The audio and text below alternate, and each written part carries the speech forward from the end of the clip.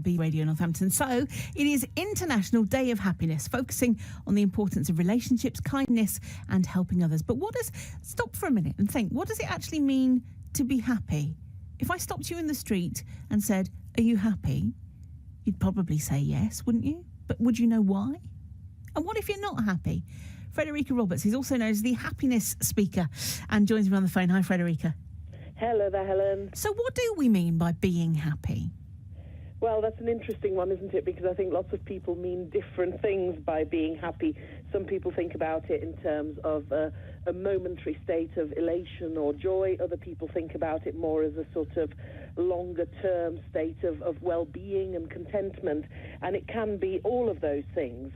I look at happiness really in terms of the sort of broader picture of well-being and happiness being something that's not really just about ourselves either.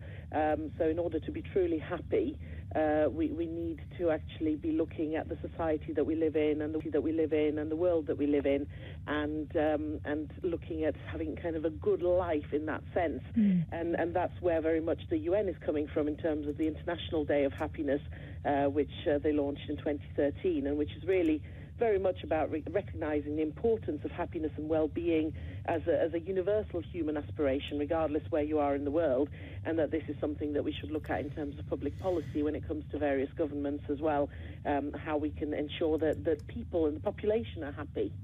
It's interesting you say about contentment, because when I knew I was going to be talking to you, I knew I was going to be asking you the question about what do we mean to be happy.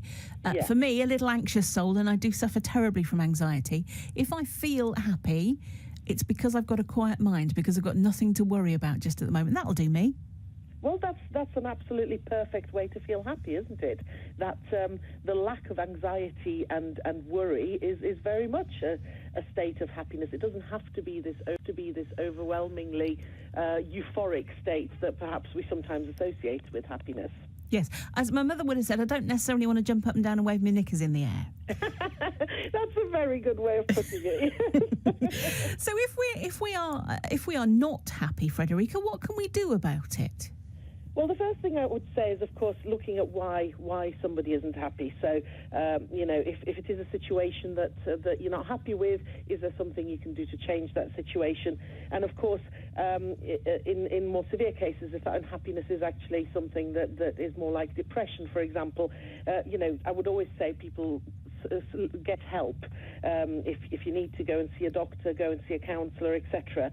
But if we're talking in the sort of more general, you've got a bit of a niggle, you're not feeling quite as happy as you would like to be, that's where sort of the realms of positive psychology and all the things that we can do to really boost ourselves a little bit come into it. I would say with that is really coming back to what I was saying before about the good life and the society and the world we live in.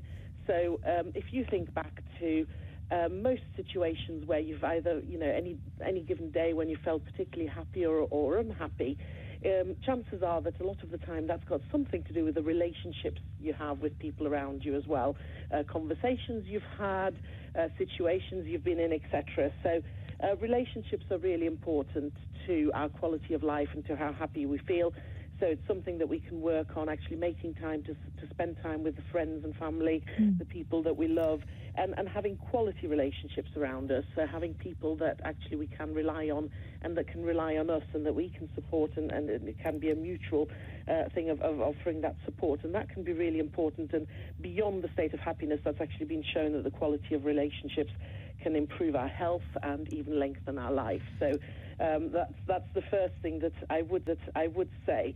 And linked to that to some extent as well is really one of the things that underpins a lot of the work on happiness is looking at working with our own strengths, with our character strengths.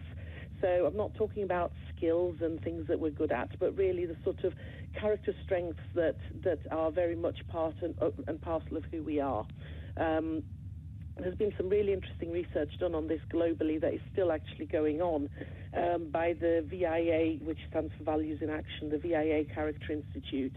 And anybody can go onto their website at viacharacter.org and do a character strengths inventory. And they basically identified 24 character traits that we all have that are universal globally. And it's not about saying, well, I'm weaker at this. It's just saying, well, what are my strongest strengths? And if you can identify those, then you can actually make yourself happier by trying to work with your strongest strengths, what their signature strengths, the top 5. And for example, if you look at one of your top 5 strengths and identify 7 new ways of using it and do that for 7 days, that can actually improve your happiness and reduce even depression for up to 7 days. For up to 6 months. So that's quite a simple thing that you can do. So, for example, if one of your signature strengths was curiosity, how can you really work with your curiosity for 7 days in 7 different ways and use that to be happier? And you can use that in relationships as well. So you can strengthen your relationships by recognizing the strengths in other people and telling them about that. On relationships, Frederika, are we ever responsible for somebody else's happiness, or are we only ever responsible for our own? We are responsible for our own happiness. Nobody can make us happy or unhappy, because how we feel is really our response to situations and people. However, I think as individuals we do have a responsibility to try and make sure that the world around us is a good world, and that we don't actively do anything that can actually make people respond to us in such a way that they would perhaps be less happy. So whilst we can't be directly responsible for their happiness or unhappiness, because it's their response to us that generates that, I would say part of being happy is being kind as well, and being aware of the world around us and trying to make the world a better place. Frederika, thank you. Frederika Roberts, known as